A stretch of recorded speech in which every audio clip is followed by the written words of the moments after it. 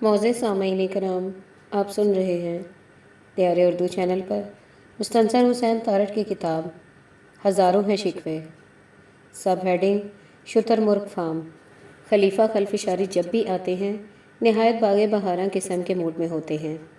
जब बेजार बैठे होते हैं उनके साथ अटकेलियाँ करते हैं और निकते बादे बहारी को खुद छेड़ते हैं, लेकिन जब कल आए तो नहायत मलूल, रंजीदा और फ़िक्रमंदी में आए और देर तक मेरे चेहरे को देखते रहे, जैसे खुदा न खास्ता आखिरी बार देख रहे हों। और फिर एक ऐसी आह सर्द भरी कि कमरे का दर्जा हरारत नुक्ता इंजमात से कहीं नीचे चला गया। क्या बात है खलीफा, इतने फ़िक्रमंद क्यों हो? कौम के बारे में फ़िक्रमंद हूँ, मैंने ठिठुरते हुए पूछा। कौम के बारे में फ़िक्र करते करते तो मैं खल्फिशारी हो गया हूँ। यूँ भी कौम का फ़िक्र करना प्रोफेशनल्स और कारोबारी लोगों का काम है। ये मुनाफे का सौदा है जो सिर्फ सियासतदान करते हैं। मैं तो तुम्हारे बारे में फ़िक्रमंद हूँ। मेरे बारे में? मैंने हैरान होकर कहा। मैं चंगा भला हूँ, अपने घर की छत नसीब में है, 2 वक्त का खाना और 1 वक्त का नाश्ता मिलता है। औलाद माशाल्लाह लाइक और फर्मा बरदार है। एक इंसान को और क्या चाहिए? और दौलत चाहिए जो तुम्हारे पास नहीं है। दौलत इतनी तो नहीं है, लेकिन बाकायदगी से इनकम टैक्स अदा करता हूँ, और इतना करता हूँ कि कई साबका वज़ीर आज़म भी इतना अदा नहीं करते। तुम बात को समझ नहीं रहे। तुम्हारा कोई बाकायदा ज़रिया आमदन नहीं। औलाद जवान हो रही है, तुम्हारी उम्र ज़्यादा हो रही है। मैं तो तुम्हारे मुस्तकबिल के बारे में बात कर रहा हूँ। मैं बहुत फ़िक्रमंद हूँ। तुम्हारा क्या बनेगा? मेरा जो कुछ बनना था बन चुका खलीफा। वैसे अभी तक कोई तंगी नहीं। किताबें लिखता हूँ, टेलीविज़न पर काम करता हूँ, गुजारा हो जाता है। फ़र्ज़ करो तुम्हारी किताबें फ़रोख्त नहीं होती, लोग तुम्हें नापसंद करते हैं। फ़र्ज़ करो टेलीविज़न पर कोई और डिक्टेटर खातून आती हैं और मज़ीद तहस नहस कर देती हैं, कोई रानाई और शेखी में यकता खातून, तो फिर क्या करोगे? कहाँ से खाओगे और बच्चों को खिलाओगे? मैंने सर झुका लिया। इसके बारे में तो मैंने कभी सोचा ही नहीं, लेकिन मैं पढ़ने लिखने और टेलीविज़न के अलावा और क्या कर सकता हूँ? कोई ढंग का काम करो। मैंने सुना है कि कराची की एक दावत में एक सेठ साहब का तारुफ जब फैज़ साहब से करवाया गया तो सेठ साहब ने पूछा था कि भाई तुम क्या काम करते हो? फैज़ साहब ने कहा, बस जी शेर व शायरी करता हूँ। उन्होंने झल्ला कर कहा, वो तो ठीक है, लेकिन धंधा क्या करते हो? फैज़ साहब ने जान छुड़ाने की गर्ज से कहा, मैं किताबें लिखता हूँ। इस पर सेठ साहब खंदाजन हुए और फरमाने लगे, ठीक है, बोरी 2 बोरी मुझे भिजवा दो। अच्छा हुआ तो मार्केट रेट के मुताबिक पैसा मिल जाएगा। तो खलीफा मुझे भी और कोई काम नहीं आता, क्या करूँगा? खलीफा पहली बार फ़िक्रमंदी से बाहर आकर मेरी सादा दिली पर मुस्कुराया। बेशुमार काम है। मसलन, मैंने दिलचस्पी लेते हुए पूछा, मसलन एक NGO बना लो। वो क्या होता है? वो होता नहीं, होती है नॉन गवर्नमेंट ऑर्गेनाइजेशन। तुम्हारा भी भला, तुम्हारे रिश्तेदारों और दोस्तों का भी भला, और मुल्क कौम का भी भला। लेकिन इसमें करते क्या हैं? माल बनाते हैं। खलीफा फिर संजीदा हो गया। इसके लिए एक जदीद दफ्तर दरकार है, बेशुमार फाइलें, बहुत ज़्यादा अंग्रेज़ी और एक तकब्बुर दरकार है कि हम कौम को शऊर दे रहे हैं। मैं कौम को शऊर कहाँ से दूंगा? मेरे पास भी नहीं है, उनके पास भी नहीं होता, लेकिन उन्होंने अपने आप को खुद ही इस रुतबे पर फाइज कर लिया होता है। चंद एक के अलावा हर NGO में करीबी रिश्तेदार, बहन भाई और खाविंद आला ओहदों पर बरा जमा होकर अंग्रेज़ी बोले चले जाते हैं और ख़वातीन के हकूक़, जंगली हयात, माहौलियात, तालीम और ज़राअत के बारे में लोगों को इतना शऊर देते हैं कि लोग आजिज़ आ जाते हैं और उन्हें बाहर के मुल्कों से धड़ाधड़ डॉलर आने लगते हैं। बस यही काम कर लो। नहीं, मैंने सर हिलाकर कहा, इसके लिए जो ताल्लुकात दरकार हैं और जितनी अंग्रेज़ी बोलनी पड़ती है वो मैं नहीं बोल सकता। मैं तो गुड मॉर्निंग कहने के बाद हाउ आर यू कहता हूँ तो मेरे जबड़े दुखने लगते हैं। कोई और आसान सा काम बताओ। तुम्हें कहा था कि इलेक्शन पर खड़े हो जाओ। मैं ज़्यादा देर खड़ा नहीं रह सकता। जितनी देर में तुम खुद बैठ जाने के बारे में सोचते, इतनी देर में मुखालिफ उम्मीदवार तुम्हें मुनासिब रकम देकर खुद ही बैठ जाने को कह देता और तुम ملک و قوم اور جمہوریت کے فروغ کے لیے یہ قربانی دے دیتے۔ ہاں، یہ سنہری موقع بھی ہاتھ سے گیا۔ کوئی اور کاروبار بتاؤ۔ تم شکاری ہو جاؤ، نہایت مناسب کاروبار ہے۔ خلیفہ، میں تو بہت بزدل ہوں، چونٹی کاٹ لے تو اسے بھی آرام سے بدن سے الگ کرتا ہوں کہ کہیں فوت نہ ہو جائے۔ بچپن میں غلیل کا دھنی تھا، نشانہ ایسا تھا کہ درخت کے سارے پتے گر جاتے تھے، لیکن وہ چڑیا نہیں گرتی تھی جسے میں شکار کرنا چاہتا تھا۔ ایک بار کسی دوست کی ایئر گن سے ایک چڑیا مر گئی اور اب اس کا خون آلود جسم اور آنکھیں دیکھیں تو بے حد شرمندگی ہوئی۔ وہ دن اور آج کا دن، نہ ہم سے خنجر اٹھا اور نہ تلوار۔ شکاری کیا بنیں گے؟ شکاری بننے کے لیے نشانے کی ضرورت نہیں۔ تمہیں پتہ ہے کہ بلوچستان کے ہزار گنجی پارک میں لوگ، یعنی با اثر لوگ، اپنی جیپوں پر جاتے ہیں اور چلتن مار خور کو کلاشن کوفوں سے مارتے ہیں۔ بلکہ میں نے سنا ہے کہ بہاول پور کے قریب لال سوہانڈرا پارک، جو جنگلی حیات کی بقا کے لیے بنایا گیا ہے، وہاں بھی معززین کالے ہرنوں کے پنجروں میں جا کر ان کا شکار کھیلتے ہیں۔ لیکن میں نہ تو با اثر ہوں اور نہ ہی میرا شمار معززین میں ہوتا ہے۔ مجھے تو وارڈن حضرات فوراً گرفتار کر لیں گے۔ چلو شکار نہ کرو، شکار کے بارے میں کتابیں لکھنی شروع کر دو، بہت منافع بخش کاروبار ہے۔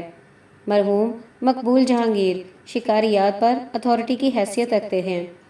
ایک روز کہنے لگے کہ بھائی ہمیں تو بندوق دیکھ کر ہی لرزہ طاری ہو جاتا ہے۔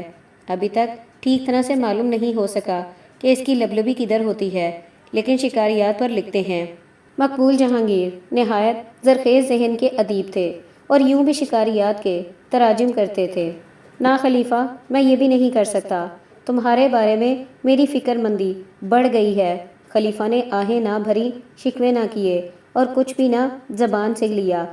خلیفہ نے آہیں نہ بھری، شکوے نہ کیے اور کچھ بھی نہ زبان سے کام لیا اور خاموش ہو گئے، گہرے استغراق میں گم ہو گئے۔ اور پھر یکدم ان کا چہرہ دمکنے لگا، مسکرائے جیسے کوئی گوہر نایاب ہاتھ آ گیا ہو، اور پھر کہنے لگے، بس بس، میں چونک گیا۔ بس ڈرائیوری شروع کر دوں؟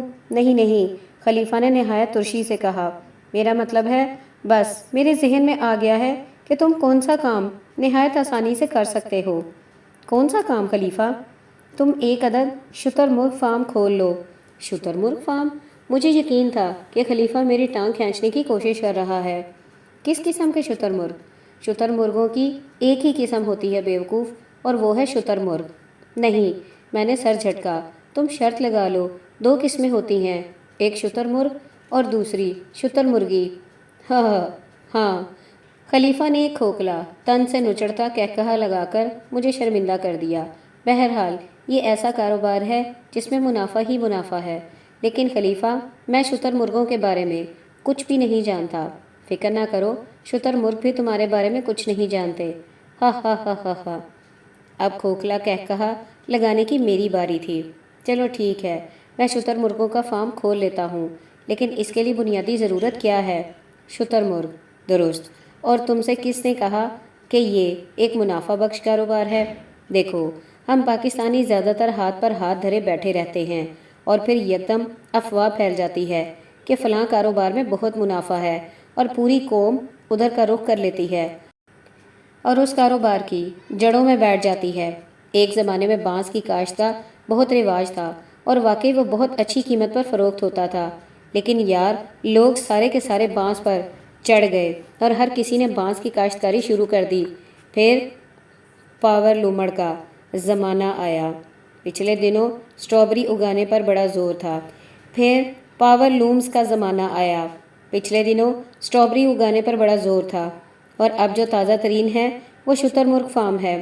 ابھی یہ خبر عام نہیں ہوئی کہ شتر مرغ پالنا بہت آسان ہے اور بازار میں مہنگے داموں بکتے ہیں۔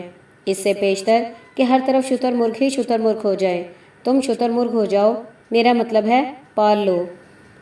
لیکن خلیفہ ذرا سوچو کہ اب میرے پاسپورٹ میں پیشے کے خانے میں ادیب لکھا ہے، پھر اپنا پیشہ شتر مرغ فارمر لکھوں گا تو شرم نہیں آئے گی؟ جس طرح شرح میں شرم کیسی، ایسے شتر مرغ میں شرم کیسی؟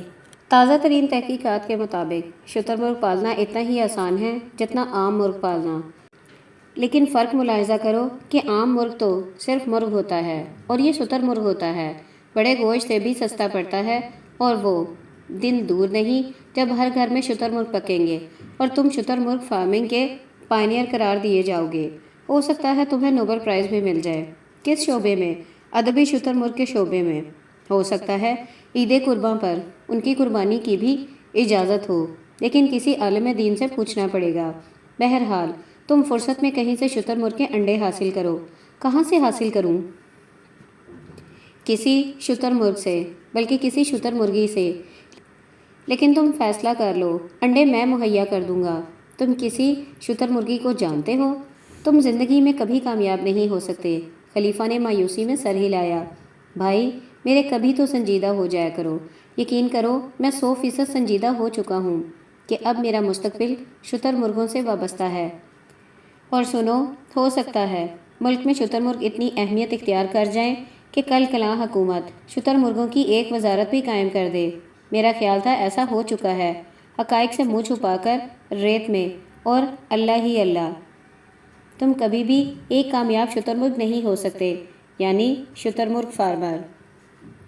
سب ہیڈنگ: بیمار کا حال اچھا ہے۔ ایک زمانے میں میرا سب سے بڑا خواب بیمار ہونا تھا، اگرچہ اس زمانے کو بیتے بھی ایک زمانہ ہو گیا ہے۔ چچا غالب کی طرح ہم اگر بیمار پڑتے تھے تو کوئی نہ ہو تیماردار کی خواہش کرتے نہیں۔ چچا غالب کی طرح ہم اگر بیمار پڑتے تھے تو کوئی نہ ہو تیماردار کی خواہش نہیں کرتے تھے۔ یوں بھی یہ خواہش پوری ہونے کا کوئی امکان نہ ہوتا تھا۔ ادھر ہم بیمار پڑے، یعنی 2-4 چھینکیں آئیں، بدن میں ہلکی سی حدت نمودار ہوئی تو والدہ محترمہ نے دیگر گھریلو کام کاج فی الفور منسوخ کیے اور ہمیں لپیٹ لپاٹ کے بستر میں بند کر کے آؤ نہ دیکھا نہ تاؤ آؤ بھگت میں مصروف ہو گئیں۔ بار بار ٹیمپریچر چیک کیا جا رہا ہے، زبان دیکھی جا رہی ہے، نبض پر ہاتھ رکھا جا رہا ہے، اور دھڑا دھڑ لال کو دعائیں دی جا رہی ہیں، من پسند کھانے تیار کیے جا رہے ہیں اور بلائیں لی جا رہی ہیں۔ اگر بخار میں ذرا تیزی آتی ہے تو فوری طور پر سالم ٹانگا کرائے پر لے کر ہمیں گود میں اٹھا کر بھاٹی دروازے کے مشہور بچہ اسپیشلسٹ ڈاکٹر طفیل کے پاس لے جایا جاتا ہے۔ ڈاکٹر طفیل نہایت موٹے تازے گورے چٹے لاہوریے تھے اور بچوں کی بیماریوں کے ایسے ماہر تھے کہ ان کے ہاتھ لگانے سے ہی بچہ کلکاریاں مارتا اچھل کود میں مصروف ہو جاتا تھا۔ وہ ایک بڑی ساری گھومنے والی کرسی پر برا جمع ہوتے تھے اور ان کے کمرے میں اتنے بچے ہوتے تھے کہ ایک اور بچہ رکھنے کی گنجائش نہیں ہوتی تھی۔ ان کی میز پر اور ان کے کندھوں پر بچوں کے ڈھیر ہوتے تھے۔ مائیں اپنے بچوں کو بازوؤں سے لٹکا کر ان کے سامنے لانے کی کوشش کرتی تھیں۔ اکثر اوقات وہ نبض کسی بچے کی دیکھتے تھے، پیٹ کسی اور کا ٹٹول رہے ہوتے تھے، زبان کسی کی چیک کر رہے ہوتے تھے، اور پھر نسخہ لکھ کر فضا میں بلند کرتے تھے۔ تو جس کسی کے ہاتھ وہ نسخہ لگتا ہے جھپٹ کر لے جاتا ہے۔ اس افراتفری کے باوجود اللہ تعالیٰ نے ان کے ہاتھ میں ایسی شفا دی تھی کہ بچہ ان کے دیے ہوئے کڑوے مکسچر کا ایک چمچ حلق سے اتارتا تھا تو صحت مند ہو جاتا تھا۔ انہی ڈاکٹر طفیل کے پوتے نعیم بخاری ان دنوں ہمارے ٹیلی ویژن پر کمپیئرنگ کرتے ہیں، لیکن یہ گئے زمانوں کے قصے ہیں۔ اب تو بیماری سے ڈر لگتا ہے، ڈاکٹر کے بل اور ٹیسٹوں سے ڈر لگتا ہے۔ اگر بیمار ہو جائیں تو کوئی پرواہ نہیں کرتا، ہائے ہائے کرے تو بیگم ڈانٹتی ہے کہ تم میں صبر ہی نہیں، کیوں بچوں کی طرح شور مچا رہے ہو؟ اور بچوں کے لیے یہ تفریح کا مقام ہوتا ہے کہ والد صاحب بیمار ہیں اور ہائے ہائے کر رہے ہیں۔ ڈاکٹر حضرات کو ان دنوں جس بیماری کی سمجھ نہ آئے وہ کہہ دیتے ہیں کہ جی یہ تو وائرس ہے۔ آپ پوچھیں کہ کس قسم کا وائرس ہے تو جواب ملے گا جس قسم کا وائرس آپ کو ہے یہ اسی قسم کا وائرس ہے۔ بہرحال ہم بھی اس وائرس کا شکار ہوئے۔ دن کے وقت گلے میں خراش کے روڈ رولر چل رہے ہیں اور رات کے وقت 3 کمبلوں میں بھی کپ کپاہٹ جان نہیں چھوڑتی، اور اس کے ساتھ بخار بدن میں پھیلتا اور نڈھال کرتا ہے۔ بہت سارے دوست تیمارداری کو آئے، لیکن ان میں سے بہت کم ایسے تھے جن کے دیکھنے سے منہ پر رونق آ جاتی ہے، لیکن ان میں بھولا ریڑھی والا بہرطور شامل ہے۔ بھولا اس سے پیشتر میرے گھر نہیں آیا تھا اور بڑی مشکل سے پوچھتا پوچھتاتا پہنچا تھا۔ باؤ جی آپ تو بڑے اعلیٰ گھر میں رہتے ہو جی۔ وہ ذرا گھبرایا ہوا تھا۔ تو پھر آپ کیسے بیمار ہو گئے ہو؟ کیوں، اچھے گھر میں رہنے سے انسان بیمار نہیں ہوتا؟ کیسے ہو سکتا ہے جی، بیماری تو ہماری کچی آبادیوں میں ہوتی ہے، گندی نالیاں بھی گھر میں اور لیٹرن بھی اندر، اور بارش ہو تو پانی بھی اندر۔ آپ نے تو ڈاکٹر کو بھی دکھایا ہوگا۔ ہاں، اس نے فوری طور پر اینٹی بائیوٹک گولیاں دے دی ہیں، جن کے نتیجے میں صبح سے اب تک 5 مرتبہ باتھ روم کا تفصیلی اور شرابور دورہ کر چکا ہوں۔ تم بیمار ہوتے ہو تو ڈاکٹر کے پاس نہیں جاتے؟ نہ جی، اس نے کانوں کو ہاتھ لگا کر کہا، خود ہی لوٹ پوٹ کر ٹھیک ہو جاتے ہیں۔ زیادہ سے زیادہ جوشاندہ پی لیا۔ میں پورے ہفتے میں اتنی رقم نہیں کماتا جتنی ڈاکٹر کے ایک پھیرے پر خرچ ہو جاتی ہے۔ آپ کو پتہ ہے دوائیاں کتنی مہنگی ہو گئی ہیں؟ سنا ہے ہندوستان میں بہت ہی سستی ہیں، کمپنیاں بھی وہی ہیں، دوائیاں بھی وہی ہیں، لیکن ہمارے ہاں 4-5 گنا زیادہ مہنگی ہیں۔ ایسا کیوں ہے باؤ جی؟ ہندوستان والے غریب لوگ ہیں اس لیے۔ یوں بھی اس قسم کی باتیں کرنا ایک محب الوطن پاکستانی کو زیب نہیں دیتا۔ چائے پیو گے؟ نہ جی، اس نے پھر سر ہلایا، روزے سے ہوں، مجھے یاد ہی نہیں رہا تھا کہ رمضان شروع ہو چکا ہے۔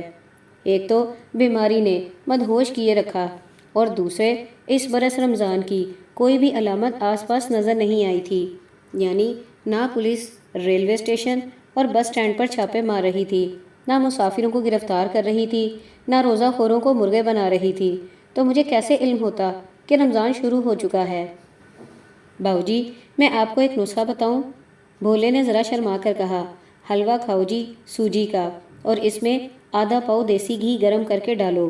لو جی، شام تک اڑنے نہ لگو تو میرا نام بدل دینا۔ بھولے کے رخصت ہونے پر میں نے بیگم سے حلوے کی فرمائش کی تو اس نے ناک چڑھا کر کہا، حلوے والی بیماری صرف مولوی حضرات کو ہوتی ہے، تم فی الحال پتلے شوربے اور پھلکے پر گزارا کرو۔ خدا کا خوف کرو بیگم، میں پچھلے کئی روز سے صرف پتلا شوربہ پی رہا ہوں، اور اسی لیے میرا حال پتلا ہو گیا ہے۔ حال تو تمہارا پتلا تمہاری کرتوتوں کی وجہ سے ہوا ہے۔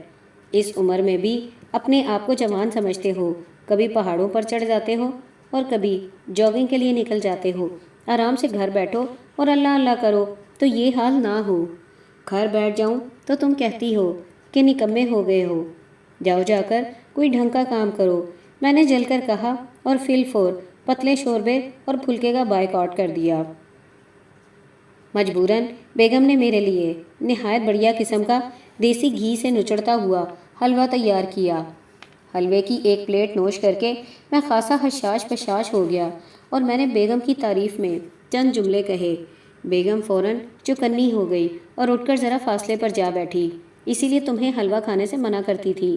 شام کو خلیفہ خلفشاری خبر لینے کے لیے آ گئے۔ یہ تم نے کیا ڈیس لگا رکھا ہے بیماری کا؟ خلیفہ، میں سچ مچ بیمار ہوں، ڈیس وغیرہ نہیں لگا رکھا۔ یقین کرو تم نہیں چاہتے کہ اس ملک میں جمہوریت کی جڑیں مضبوط ہوں، اس لیے تم بیمار پڑ گئے ہو۔ ہیں؟ حیرت سے میرا منہ کھل گیا۔ میری بیماری کا جمہوریت سے کیا تعلق ہے؟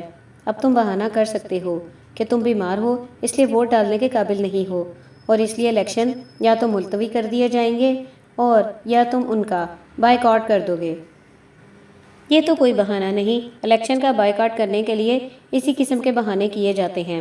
خلیفہ، میں کوئی بہانہ نہیں کر رہا، بلکہ میں تو وائرس کا شکار ہو گیا ہوں۔ جی ہاں، الیکشن کے بائیکاٹ کا وائرس ہے، ہر طرف پھیلا ہوا ہے۔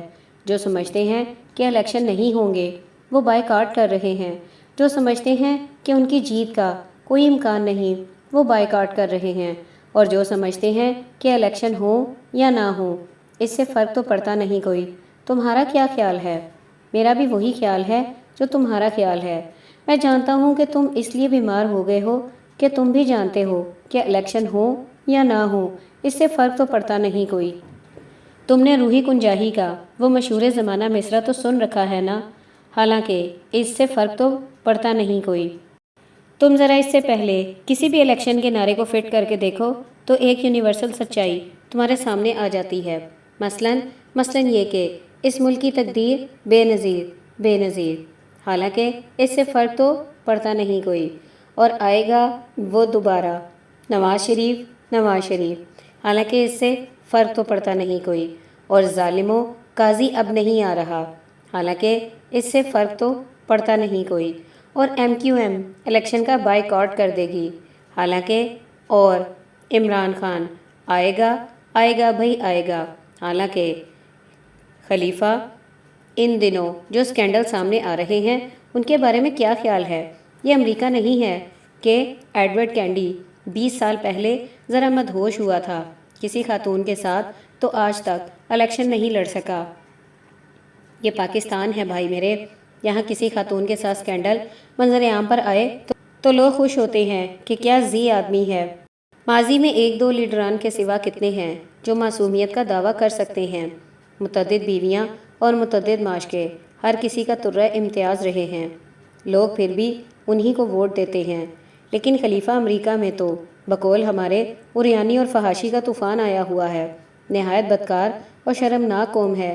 تو وہ اپنے لیڈران کے ذاتی کردار کے بارے میں اتنے حساس کیوں ہیں؟ کیونکہ وہ سمجھتے ہیں کہ وائٹ ہاؤس میں بیٹھنے والا شخص مثالی کردار کا ہونا چاہیے۔ عوام کا کردار ان کی اپنی ذات تک محدود ہوتا ہے، جبکہ لیڈر کا کردار اس قوم کی پوری تاریخ پر اثر انداز ہوتا ہے، اور وہ اپنی تاریخ کو تباہ نہیں کرنا چاہتے۔ اور ہماری تاریخ خلیفہ؟ کون سی تاریخ؟ خلیفہ ہنسنے لگا۔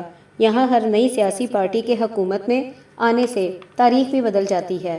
نیا لیڈر وزیر اعظم ہاؤس میں قدم رکھتے ہی پچھلے تمام لیڈران اور ان کے اقدامات کو کالعدم قرار دے دیتا ہے اور اعلان کرتا ہے کہ پاکستان کی اصلی تاریخ اب شروع ہوگی۔ ایوب خان نے تمام سیاستدانوں کو غیر محب الوطن گردانتے ہوئے ایبڈو کر دیا۔ بھٹو نے ایوب خان کے عہد میں جتنے کیڑے نکل سکتے تھے نکالے۔ ضیاء الحق نے بھٹو کا مناسب بندوبست کر کے اسلام کے نفاذ اور اپنے امیر المومنین کے نفاذ کا بیڑا اٹھا لیا۔ بے نظیر آئیں تو وہ ضیاء کے باقیات کے گرد ہو گئیں۔ نواز شریف کا دور آیا تو انہوں نے بھائی کہاں تک سنو گے اور کہاں تک سناؤں؟ ارے تم تو اونگ رہے ہو۔ ہاں، میں نے چونک کر کہا، خلیفہ یہ تم میری تیمارداری کے لیے آئے ہو یا مجھے مزید ڈپریشن میں مبتلا کرنے کے لیے؟ میں بیمار آدمی ہوں، میرا کچھ خیال کرو۔ پوری قوم بیمار ہے، اس کا کسی نے کچھ خیال کیا ہے؟ جو آتا ہے وہ جمہوریت کی دوا تجویز کرتا ہے۔ تم دیکھ لینا، اب بھی وہی آئیں گے، وہی کھائیں گے، وہی موج اڑائیں گے اور تمہیں جمہوریت کا مکسچر پلاتے رہیں گے۔ احتساب کوئی نہیں کرے گا کیونکہ سبھی ملوث ہیں، بس یہی وائرس ہے۔